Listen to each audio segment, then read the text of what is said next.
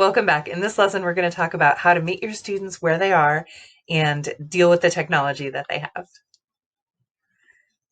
When you take on a new student, you get to decide whether the technology that they have is sufficient for you to work with them. If you want to say you will not work with students who are only using a Chromebook, that's your right as a tutor. You can always make that decision. Ideally, students that I'm taking on for online tutoring have a newish laptop, Windows or Mac. I say laptop over desktop just because they tend to be a little simpler to use, a little less troubleshooting because it's all in one, and it gives them the flexibility of sitting in different spots, and it also makes it easier for them to adjust their webcam down to show me something on the desk in front of them, but a desktop computer works fine. I recommend that for online tutoring, because it involves a lot of video and it involves multiple Google Chrome windows in some cases, that they have at least 4 gigabytes of RAM. And that is pretty easy to find on any computer made in the last couple of years. Older computers tend to have less, and over time, software has gotten bloated and demands more. So if the student has too little RAM, they'll find that their computer isn't as responsive to the lesson components that you have. It's also super nice if they have a computer with a touch screen. That is especially good for younger kids, kids that are dragging and dropping things, word sorts. It's not required, certainly, but it can make things a lot easier, especially when you're tutoring younger students. And it's an absolute must for me that my students have high-speed internet. Students with slow internet connections or a lot of service interruptions don't benefit as much from online tutoring because the attention ends up being all on the signal and the frustration and did you hear me and well, can you see this slide now? And they don't get as much time on task, and so they don't make as much progress. And so a strong internet connection is one of the things that I absolutely require for students who work with me. I also recommend over-the-ear headphones to limit distractions. If they're more comfortable with earbuds, that's great. Having them just use the computer speakers can be challenging because if there's any background noise or if I'm trying to get them to hear something subtle, like the difference between two sounds, it can be easier to focus on that if they have over-the-ear headphones and the sound is coming right in their ears. I also recommend an external mouse for kids. I use this wireless one from Logitech. Amazon Basics makes another really inexpensive, simple, straightforward wireless one.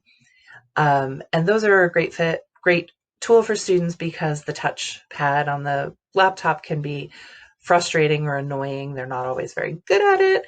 And it just becomes one more thing to deal with during the session. So a mouse is better. And for some students, a document camera would be an awesome tool for online tutoring. As I filmed this in 2020, those can be really difficult to find. They're back-ordered a lot of places. They're more expensive.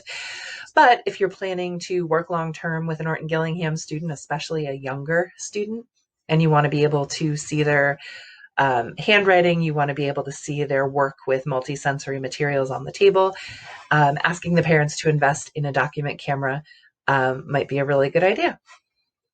They can also use one of the document camera workarounds, like taking an old phone or a tablet and setting it up so that its camera is directed down at the stuff on the work surface. But getting in and out of that setup can be a little challenging for students, and it may be more straightforward if you can find one in stock to just recommend an inexpensive document camera. Those are all the ideal things, but realistically, there are a lot of students out there who would otherwise be a great fit for you who don't quite have the technology or the skills they need. So let's talk about how to handle that. A lot of students are on Chromebooks. Chromebooks are very popular tools to get for younger kids because 1, the schools use them so the kids are familiar. 2, they're not expensive. 3, they're small, they fit little hands, they're lightweight, and they seem to be an all-in-one solution to whatever kids would need for school. Some of the limitations: when they're running Zoom, they can't share screen control with you. A workaround for that is using an extension called Chrome Remote desktop. I've heard really mixed things about it. Some tutors are happy with it, some find it frustrating, or some students find that it doesn't work at all. You can also offer web-based activities that they can open on their computer. I do that with my subscription to the Smart Learning Online Suite. I get that out of order every time. As I've showed you in a previous lesson, they can open the lesson on their side. You can also use Google Jamboard, or you can share things in a doc. And each of those options lets the students have control of things on their own screen, so they don't have to worry about sharing mouse control. Another fault with Chromebooks is the older ones can be pretty slow. They're getting, like all computers, they're getting better over time. They're now built with more powerful processors and more RAM, which is good because Chrome as a program keeps growing and becoming more bloated and therefore slower over time. But an older Chromebook can be quite slow. Make sure that if your students are using a Chromebook, or or a computer too, if a slow device has been a problem, make sure that they are restarting their machine before they meet with you. It's very common for students with Chromebooks to just close the lid and plug them in and never really get a fresh restart on the computer for days or weeks at a time, because it goes to sleep and conserves enough battery. But a fresh restart can kind of clear out any of the things that were running in the background and give you the best results in a Chromebook, really in a laptop too. And finally, sometimes with my Chromebook students, I find that for us to make the most of what's shared on the screen and for us to be able to do most of our work, we have to shut off the video on the Chromebook. I have one student especially who has a busy home Wi-Fi network and tends to get a really laggy signal after a while. But if we both shut off our cameras, we're able to get a much better voice signal and work together much more easily. So that's always an option in the moment if things are slowing down. A lot of families also have iPads, and some students will join the tutoring session on an iPad. The shared screen control on these can be wonky. Newer iPads are more likely to fully accept screen control and let students manipulate things on the screen. The same goes for newer iPhones. Older devices are sort of, I would say, less predictable in that regard. They don't always take control as easily as a Windows or Mac computer would. Another downside of iPads is they're not as easy to type on the touch screen. So if you're dictating spelling, that can be a challenge. If they have a case with a keyboard, that can be very helpful and make it function sort of more like a laptop, but it's not perfect. And they may not see you while you're sharing things on the screen. I think I've had different results with different students, but I think the default is that when you are in a Zoom meeting and you share the screen, their video cuts out and they are no longer seeing you alongside your shared window. However, one good thing about iPads is they have the touch screen for annotating, which can be a really awesome tool for things like handwriting practice, letter formation, and also it makes marking up words, dividing syllables. It makes all those things a little bit easier. So that can be really nice on an iPad. They can also access Google Drive files. There are docs, slides, sheets, apps for iPad, so they can open those files on their own side as well as seeing them on the shared screen. So that part works quite nicely.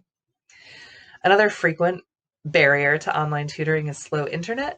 My husband recently upgraded our home internet because now we're both working from home, and for us to work from home, the kids need something to do, so they're often using something online too. Some things that will help if you're finding that your connection is really slow is make sure both you and the student restart your device before sessions. I do that at the beginning of my tutoring day, but students may need to be reminded to restart right before they log in with you. If slow internet is a problem with a particular student or on a particular day, skip any games that have animation or moving parts, because those can be frustrating when there's a delay. You may also have to ask parents to turn off other devices that are using Wi-Fi on their network. So that could be other people's computers, that could be any devices that are streaming video or streaming games. I've also had people say that microwaves can interfere with the Wi-Fi signal in some cases. So if you find that a child has a particularly disrupted connection, that's something to mention to the parents. I haven't experienced that personally. And then, like I've mentioned before, if you want to share something on the screen and you're finding that there's just not enough bandwidth and they can't see you, hear you, and see what you're doing on the screen at the same time, you may have to prioritize those things and turn off the video so that they'll be able to hear you and see your shared visual. And that will probably get you by. Another barrier is not with the technology itself, but with the user. So some of these kids, depending on their age, come to us with pretty limited technology skills. Some of them have very poor mouse control. You can work around this by reducing their needs for clicking and dragging. That tends to be the hardest thing. A lot of my students can click, but they have a hard time sustaining the click and drag. And a replacement for this would be more hands-on manipulative. So you could mail them a little bag of manipulatives, or some tutors have a starter kit and they charge a materials fee as students start with them. You can also work around this by saying, like, you say it, I'll move it. You tell me what letter you want, I'll move it there. And that's if there's a game you really want to play or an activity you want to do, and the student is getting frustrated because they can't make it work. Sometimes having them tell you what to do on the screen is an alternative that gets you through the game. Poor typing can be another barrier for a lot of students. From studying assistive technology and talking to occupational therapists, it seems that before third grade, students don't really have the hand development to learn to touch type, but they can certainly learn to hunt and peck around the keyboard and become familiar with the layout. Well, one option for older students is I often recommend that they practice on their own time at typingclub.com, which will help them to become familiar with keyboard layout, work on their typing efficiency. If they're poor typists, a touch screen can be great. They can be clicking and dragging things instead of typing on the keyboard. They may also want to use the annotate tool instead of typing. They can draw things with the tool. They can form letters. It might be a less frustrating way to achieve the same goal. And then finally, a lot of my students keep a paper notebook. So I keep the digital notebook. I type all the words I've dictated on the screen after they've had a chance to write them in the notebook and tell me what they've written. Sometimes they hold their paper up to the screen, and sometimes they send me a picture afterwards so I can check. And a lot of my older students just self-check their own work. I'll say, Drench, what did you write? Okay, does yours look the same as mine? Some of my students also have real trouble navigating. So when I send them a link or when I say go to Google Docs, they are lost. And so I try to put either I share everything on the Zoom screen if I can, or I make sure that I put all the links for them in a central location. Some of my students are really flexible. I can just put a link for them in the Zoom chat and they're able to open it up. And others, I have to make sure that I send the links to the parents to open in advance. And sometimes the parents have to come back and switch them to the appropriate tab or window. Or I put all the links we're going to use in a shared Google Doc. And sometimes I even number the items. And so I'll say, click on number 3 in your Google Doc. Some other alternatives for that, for gathering the links, would be to use Google Classroom or to use Wakelet, which are both places you can aggregate the different links you want to use, and the student won't have to search around for them. And then finally, Zoom problems. Who hasn't had Zoom problems, right? So at first, it can be not a very intuitive tool to use. So if students are just getting started with Zoom, they're not comfortable, they're not familiar, you may want to have a parent sit in on the first 1 or 2 sessions to get them started. That can be a mixed blessing because parents sometimes end up pitching in on the content of your lesson instead of just on the technology skills, which can divide the student's attention and be challenging. You may have to at some point have a conversation with the parent and say, like, I think things are going great. It's time for you to step back now. But at the beginning, it can be really helpful to have a parent who can point to things on the screen, who can show things. Because, of course, you can't model for them clicking on things in Zoom because Zoom hides your Zoom windows from the student. So I can't say, click on the annotate button right here because they don't see my annotate button on the shared screen. So that makes it challenging. Another way to get around that is to find YouTube videos of the steps you want them to do. So if you want them to turn on their annotate tool, what you can show them is either a screenshot you've taken or a YouTube video you've found on how to open that tool in Zoom. And that way you can model it for them without being able to show them your own Zoom screen. Those are 2 workarounds for Zoom. All this stuff, I think some of us, sometimes we think of it as a reason online tutoring doesn't work. And I want you to think of it a different way. Try to think of it as additional skills you're able to offer these students that they are going to use in the years to come, instead of thinking of them as barriers to real tutoring. For some students, they can become such a distraction that online tutoring no longer is an effective fit for them.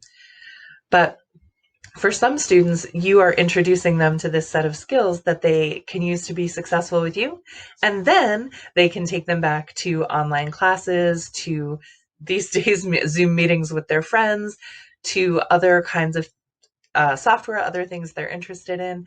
And because they've learned some things from you, they're able to access other kinds of classes and other kinds of activities online too.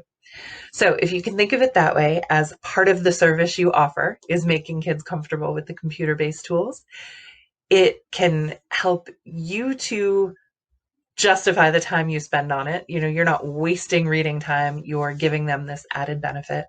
And I think it makes the parents and the student feel better about it too. So I hope that was helpful. I'll see you soon in the next lesson.